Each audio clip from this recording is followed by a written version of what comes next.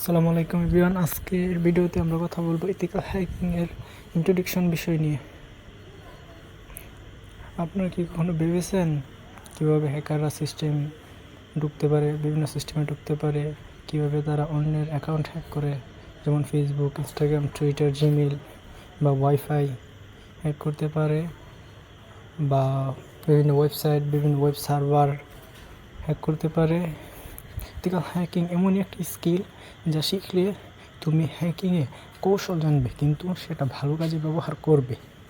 Ethical hacking কী? Ethical hacking মানে হচ্ছে নিরাপত্তা দুর্বলতা বের করা এবং সেটা ফিক্সড করা। এটি হোয়াইট হ্যাট হ্যাকিং নামে পরিচিত। সরকার, কোম্পানি এবং বিভিন্ন প্রতিষ্ঠান তাদের তাদের সিস্টেম সুরক্ষিত করতে ইথিক্যাল হ্যাকিং নিয়োগ করে।